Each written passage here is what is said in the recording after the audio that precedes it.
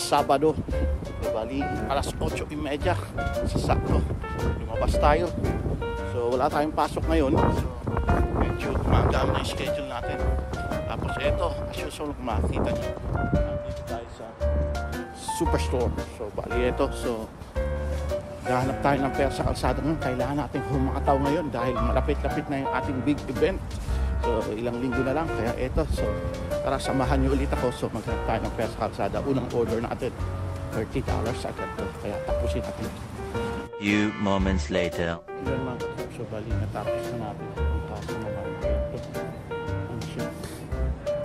Mahaba ng pila dito sa dadalaw lang yung bukas kasi maaga pa. Maaga na natin natapos. Natin, hindi naman tayo dito sa cashier. Wala. Pero okay lang. $30.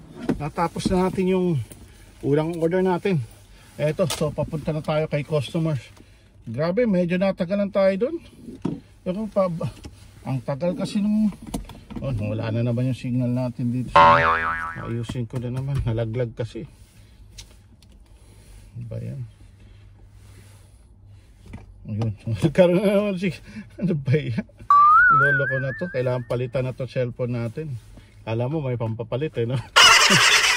So yun, so bali ang unang delivery natin, double order kasi to, pero $30 siya. Ewan natin kung may hidden tip pa, tingnan natin. Okay, unang 5 minutes, 2.9 kilometers. So tara, puntahan na natin. So malapit na tayo kay customer. So ano na, less than 1 minute ando na tayo. Medyo lumalamig-lamig na ngayon. Late tayo lumabig dito sa area natin dito sa Scarborough. So bali ito na yung kalakasan talaga ng mga delivery eh. So ganito ko napapansin nyo na kapag yung lumalamig na, yan na, time na para rubat-rat ang mga delivery niya. Tamad na yung mga tao lumabas, especially yung mga seniors at pag-grocery na lang yan. Saka ito, itong i-deliver natin, may lakad daw siya, kaya iwan ko na lang daw sa harap ng ng pintuan nila. So ganoon naman lagi, leave at door na lang, ayaw na nila makapagkita sa akin.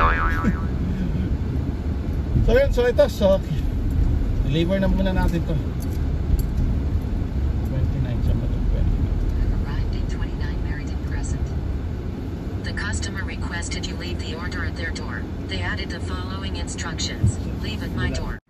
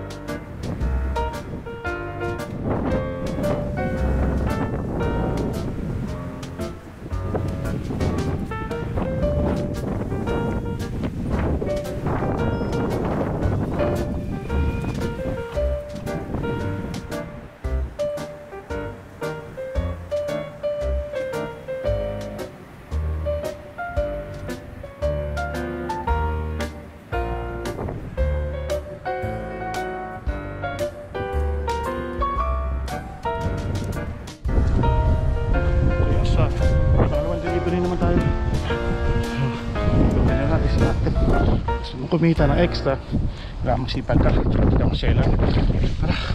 May grabe. So ito, so yan, on the way na tayo sa pangalawang drop off. Makaka $30 tayo in 1 hour. Tapos 9:30, babas tayo diba 8:30, so mag 9:30 ano tayo, $30 na agad yun in 1 hour. So way above minimum wage kahit pa paano. So diba, yan ang tamang diskarte.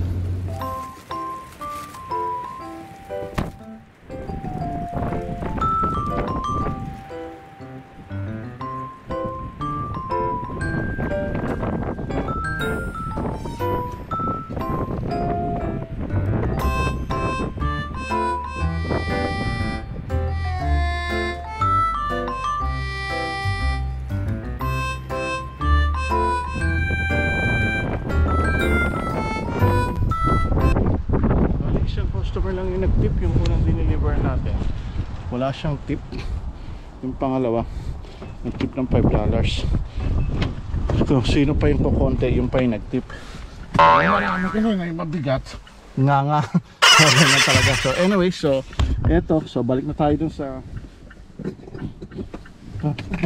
sa store. So, hintay tayo ulit. So, hopefully, baka makakuha naman tayo ng Walmart. Kasi meron na ring Walmart sa, sa DoorDash. Maganda yung bayad. So, tara.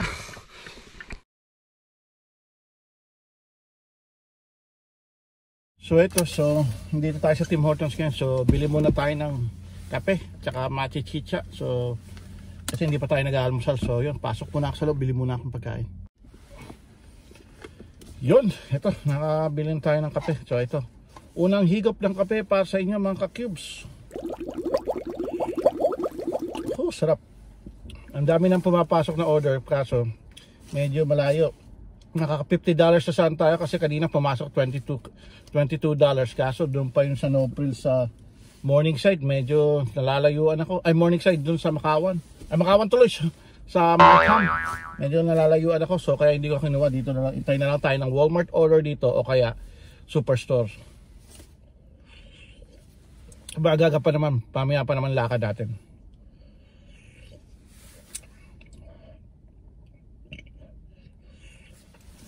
Tsaka building kasi yun, kaya hindi ko kinuha. Hindi ako kumukuha ng building, not unless natagan $30, $40 yan. Pero kung sa building yan, tapos hindi na $22, tapos 22 items them, medyo lugi tayo dyan, diba? So, kaya hindi lang. Kaya natawa ako mga ka-kills. Meron kasi ditong police na talagang may taguan sila. Yung no left turn, pag hindi ka taga rito, kala mo pwede ka mag left turn kapag green Pero hindi, may nakalagay na yung red yung red lane na kung tawagin namin dito, pang bus lang talaga yun. Kaya hindi ka pwedeng dumaan doon. Yung mga pulis nakatago pag may pumasok na doon. Kaya sila nakikita ko, nahuhuli na 3, 4, sabay-sabay. Tiba-tiba yung pulis doon. Hindi rin naman kasalanan mga pulis yun. Nakalagay na doon, no left turn naman. Yung mga lang taga, hindi nila taga-alam yun. So, ayun, so dapat talaga maingat kapag nagdadrive ka. Magkano rin yun So, kaya ako, pag ganyan, iingat na ako. Lalo na yung mga first time driver, dapat alam nyo yung left turn, yung stop and go, yung ganyan. Pag hindi ka nagano yan, unang ticket mo, sigurado ko, magtitudo ka na. Matigas ka pa pag yung bagong driver ka pa, yung bara-bara ka pa. Pero makikita mo yung mga marunong sumunod, yun yung mga batikan na driver. So yun, so ito, marami na tayo sa hintay natin. Yun, pangalawang order pa lang natin. Kasi nagre-reject tayo ng reject na mga order na pumapasok. Kinuha ko yung malalapit lang. So bali ito, yung delivery nito doon lang sa kabilang building namin for $18. Kumpara doon sa $23, additional $15 pa mga ka-cubes. $15 na additional. Saan to i-deliver? Dito naman sa tabi natin. So tignan natin kung ano yung additional na yun. Hindi naman mabigat. Sige, pwede. So 18 plus 15, magkakunin natin yan. $31. So ayan, so ang laki na natin, mga $60 na tayo agad. So pwede ng panggasolina mamaya yun sa paglakad natin mga bandang aspato ng hapon. So ganyan lang ang diskarte natin. Wala naman to, nawala na naman yung SIM card ko. Grabe, nawawala yung signal ng cellphone ko mga ka-cube. Nalaglag kasi. Ayan, so tara, punta na ulit tayo ng Superstore order. Nagbunga yung paghintay natin mga cubes. Ayan. So hanggang ngayon, dito sa area natin, wala pa rin tayong snow dito. Yan ang kagandahan dito sa Toronto, Ontario, sa Scarborough, to be specific. So hindi ganong kalamigan, tsaka wala rin ganong snow. So pabor na pabor sa sasakyan natin yan. So hindi ganong madudumi yung sasakyan natin, hindi rin ganong malakas sa gasolina. So kaya okay yan. Okay yan. So ito, so tara. On the way na ulit tayo sa Superstore. So grabe kahapon. Nagpunta kami ni nag-iisang ikaw dito sa Scarborough Town Center. Sabi ko sa kanya, Black Friday, maraming tao. Sige pa rin. So ayun. So nagpunta nga kami. So bali sobrang daming sasakyan. Ang hirap makapasok, tsaka sobrang dami ng tao. Tapos wala rin naman gaanong sale, hindi na tulad ng mga nakaraang Black Friday talaga. Yung nakaraang Black Friday yun, talagang maganda yung mga, pero ngayon hindi, wala rin. Hindi rin worth it magpunta. Para sa akin lang yun mga ka-team, para sa akin lang yun. So anyways, so nakabili lang kami ng tuwalya tsaka yung sleeper ng bata. So pampasalubong natin. So okay na yun. So yun lang mo. Tapos baka mamaya tignan natin kung makapunta tayo ng Von Mills o kung meron pa rin sale doon. So yun. So ito. So malapit tayo Superstore. So yun. So tapos na natin. Medyo marami-rami ito pero baka maging $35 yan. So saan ka pa? Diba? Tapos na lalapit ng delivery. So tsaka may cart naman tayo kahit marami ito. So ito. Tara pipila na naman tayo as usual. Ano marami na sila. So number 10. Okay, tignan natin doon. Kita tayo doon.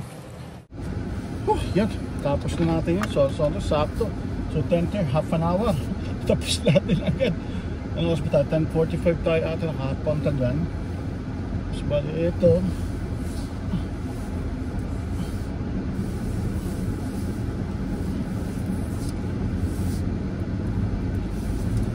So 2 minutes lang. Ayan sa kabilang building lang dito. Malapit Superstore. Buti na lang, townhouse. Hindi na natin iakit sa ano. Akala ko kasi yung address, kabisado ko na, condo yun. Pero ano, so may townhouse kasi doon sa condo na yun. Kaya hindi na natin ano, iakit. Doon na lang tayo sa baba lang. Makakita nyo mamaya.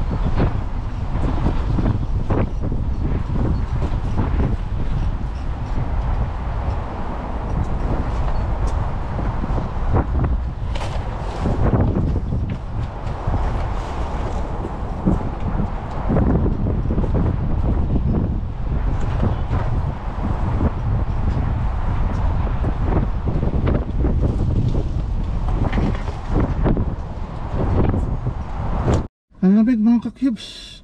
Sobrang lamig na. Holy shucks. My goodness mga cubes. Nagulat ako doon. $15 naging $23. Oh, malaki yung tip ni customer kung makikita nyo. So yan. So naging $12 yung tip niya. Grabe. Kinuripot naman tayo ni DoorDash. Yung base pay 11 lang. Pero yung tip ni customer lang. Few moments later. Yon, kita mo nga naman pag sinuswerte tayo, nakaka $72.97 na tayo. Tapos ito, yung dalawang order na yan, almost naging magkano rin yan, 30 plus siya. So parehong may tip, so $13 yung naging tip natin doon. So kaya naka $72 na tayo. Tapos ngayon may nakakuha tayong order, alak naman, LCBO. So napakalapit yung pabalik dun sa bahay. Kaya okay na, isang item lang. Ewan ko ano bibili natin dito, tignan natin. Captain Morgan Ram. So tara, punta tayo LCBO. Isa lang to, mabilisan lang na order to. So bago mag-end yung shift natin ng 11:30, nakakuha pa tayo isang order. So magkano tayo para mag 72 plus 84, maka almost $85 din tayo. Saan ka pa, o di ba? So kaysa naman pakuya-kuya lang tayo sa bahay, wala tayong ginagawa, wala tayong pasok, no, nakaupo sa sopa, nanonood ng TV. Eto, hanap tayo ng pera sa kalsada. So sakto to. So meron tayong pang gasolina mamaya. So yan, eto. So on the way na tayo sa LCBO. Bili na tayo ng alak. So tara.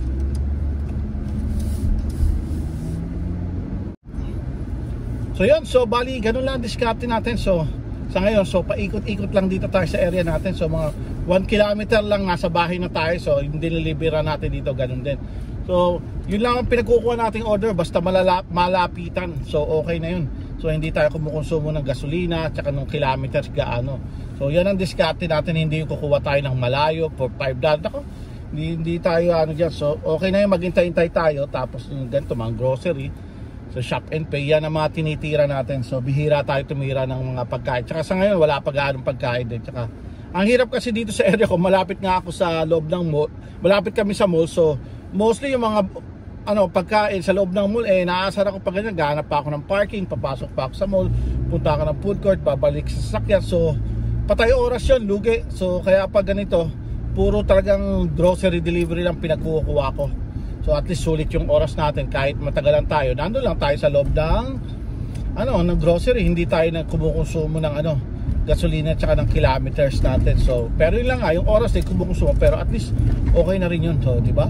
So eto, malapit na tayo sa LCBO. So tara. 1 hour later. So yan mga ka-cubes, so bali eto, so mag-aalas 4 na, kakatapos lang ng dalawang delivery uli natin, update tayo. So bali ngayon, alam nyo ba kung nakakabagkano tayo sa second shift natin? Simula kaninang alas 12. So bali nakaka $108 and nakaka $108. Ano ba yun? May papasok pa ma-order pero hindi na natin kunin yan, malayo yan, lugi na yan. So yun, so bali eto, so pauwi na sana tayo pero may pumasok na McDonald's na for $7.30. So itong magsasarado sa $200 natin. Napakaaga natin, naka $200 ngayon. Usually mga alas 10, alas 11 tayo nakaaganyan. Pero ngayon kasi since busy kanina, kaya eto, andito tayo sa McDonald's ngayon, di-deliver natin sa Centennial, sabay diretso uwi na tayo. So tara, pasok na tayo sa loob. Grabe, lamig. Paano pa kaya mamaya sa pupunta na? Ewan ko, makaalis pa kami. Tingnan lang natin. Makakaalis pa tayo.